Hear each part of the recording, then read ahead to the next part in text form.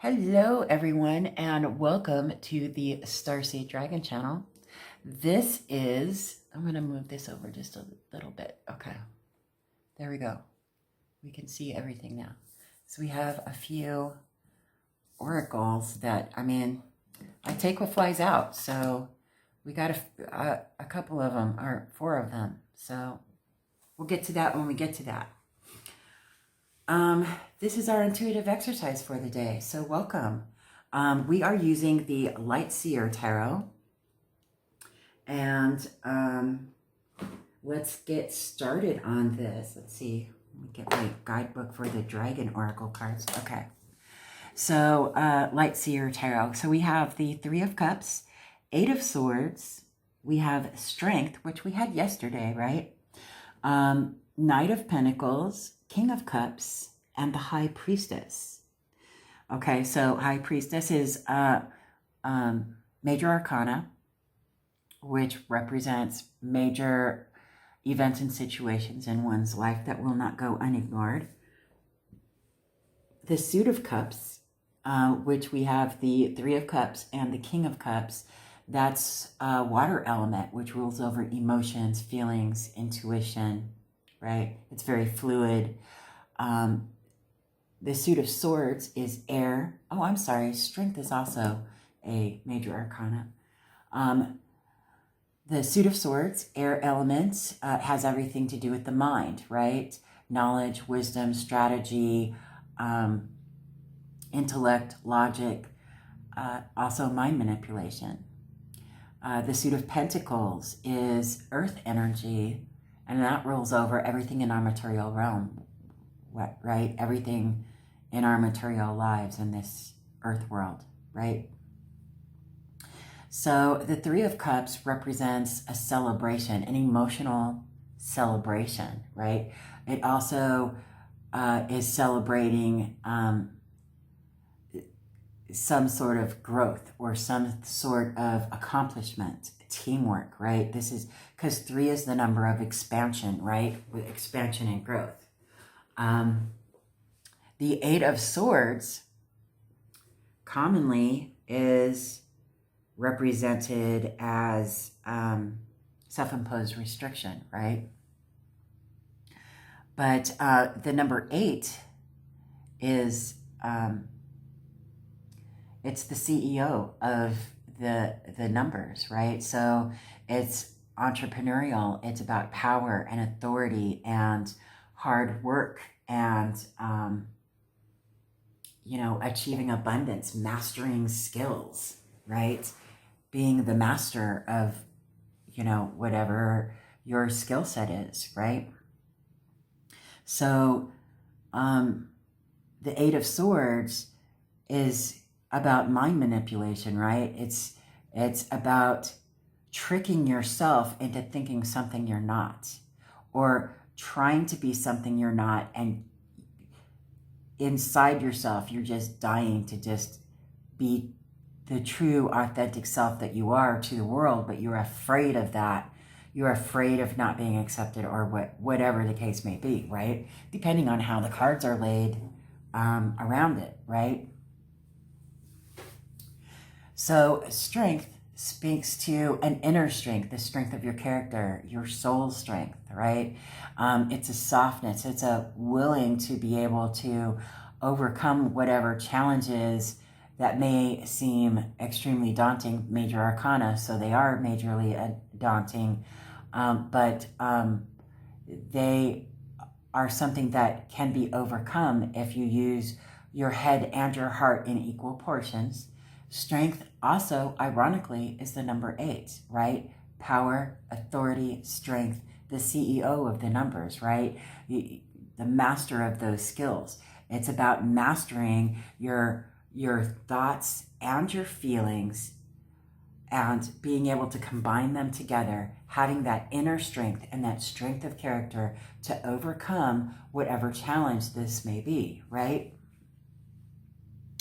The Knight of Pentacles. Knights are the messengers of the court cards, right? So the Knight of Pentacles, sadly, is somebody had to be the slowest in the deck, right? The Knight of Pentacles is the slowest moving card in the deck, period.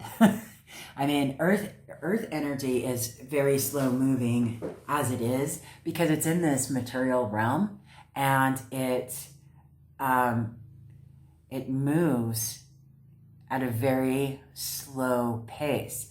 But after it's moved it's continuously moving. But after it's moved for a significant amount of time, you can start seeing that movement, right? Grand Canyon is a great example. I've never been anywhere else in the world other than the United States, so forgive my US references, but like the Grand Canyon, right? Great example. The Grand Canyon didn't used to always be there, right? The earth was continuously moving for small amounts at a time, and then water erosion and all of that stuff. I'm not a historian, but I believe that it used to actually be at the bottom of the ocean. So, now it's a big giant canyon, right? But it didn't used to be. It's moved slowly into what it is today. So that's the Knight of Pentacles kind of movement. It's very slow movement, but it's continuously moving. We just don't see it moving, right? Because it's so slow in its movements. But it speaks to, a message of abundance or an offering of some sort of, material gain, right? So the King of Cups, emotionally stable man, right? He's the king. Kings are, rule their kingdoms. They are authority figures. They rule their kingdoms and are in charge of keeping their people safe and keeping, everybody abundant and happy and living joyful lives, right? That's his job as king. It's to protect his people and his kingdom and his lands and, everyone and everything that dwells in it, right? So this king is an emotionally stable king. He's not afraid to cry. He understands people's emotions. He's very loving and very tender. He can also be very temperamental and, on a negative aspect, he can be very selfish, right? And he knows how to be very selfish from a negative aspect because he knows how to manipulate emotions, because water element, right?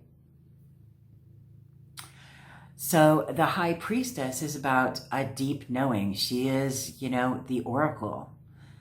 So she can see into other realms and, traverse, between realms to find answers to questions that people are asking, right? That's why she's an oracle. She sees what others cannot see, not because they cannot see it, but because they don't know how. As human beings, we don't, we tend to, our ego caveman brains tend to squash all of that intuitive side of us because that intuition comes from our souls, right? Which is on an unconscious level in our subconscious, right? And the ego in our consciousness wants to maintain control. So, that's why we get this whole spirituality as a bunch of hoo-ha and stuff like that, right? Which quelches people's intuitions. The oracle, her intuition, her intuitive side was never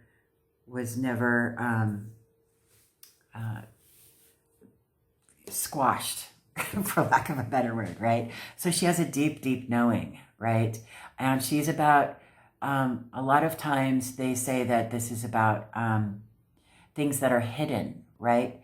But the only reason why I think people say that this is about things that are hidden is because people can't see, normal people that don't embrace their intuitive sides can't see what she can see because she can travel between the realms. She can pierce that veil and traverse in other ways of being conscious, right? In other realms, to, you know, bring back answers, or to be guided by spirits that are on the other side of the veil, right?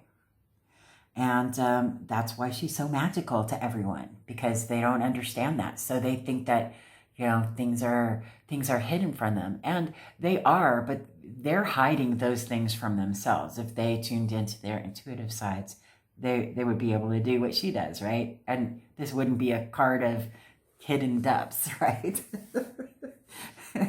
So secretive. Okay, so now that we've gone through those cards, let's look at our oracle. So we've got Sea Soul Journeys, Soothed. May you settle gently even as the wave breaks above. Beautiful card. Okay, and then we've got Held. May you feel the ocean's caress. Beautiful. I love it. That's gorgeous. I can see the connection of these oracles with the cards over here.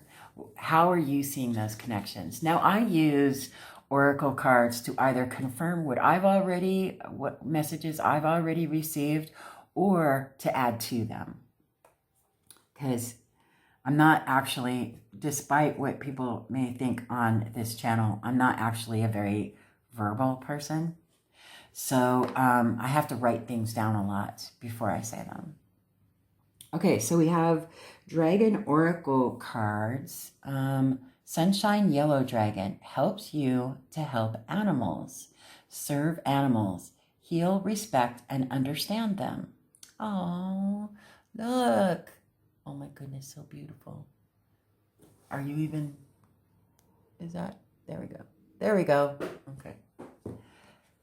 And then we got, I'll read from the guidebook on these dragon cards. Hold on. Dusky Pink Dragon from Andromeda prepares all your chakras to embody higher love. Accept and radiate higher love. Touch others with its flame. Beautiful. This really has me connecting with that High Priestess. Really, really. I think the High Priestess is actually from Andromeda, to tell you the truth.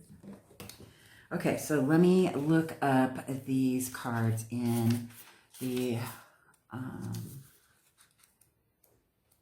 where's the contents? Okay, so we have Sunshine Yellow Dragon. Sunshine Yellow Dragon, page 68. And that says, drawing this card invites you to open your aura and allow Sunshine Yellow Dragons to pour light into you, containing the keys and codes to understand, at a profound level, all the creatures of this planet. Then send these dragons to all humans who need to change their relationship with animals. See the minds and hearts of these people blazing glorious yellow as they expand their perspective and see animals for who they truly are. It is also important to visualize all the animals in the world being touched by sunshine yellow dragons and lighting up with hope.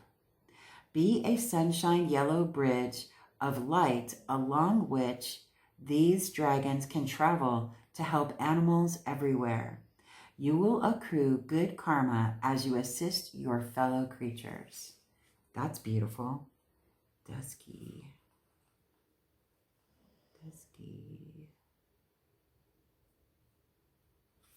Pink Dragon from Andromeda. 94. Okay. Page 94. Okay. Dusky Pink Dragon from Andromeda. Receiving this card indicates that you are ready for higher love. Definitely. The Dusky Pink Dragons from Andromeda are suggesting it is time for you to carry this luminous light in all your spiritual energy centers.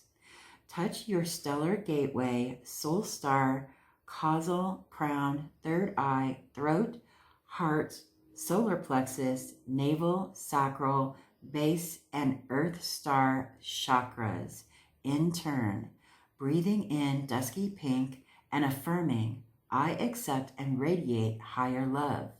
As you do so, have a sense of these dragons breathing pink into all your chakras. You become a flame of ineffable pink love. Be aware you now have the power to touch everyone you meet with the flame of spiritual love. Know that when you work with the dusky pink dragons from Andromeda, you can make a huge difference to the ascension of the planet. That's gorgeous. I love it. How are these connecting for you?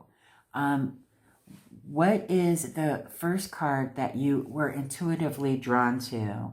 And go from there. Let me know what your messages are that you've seen in today's draw in the comment section below. I really enjoy reading them.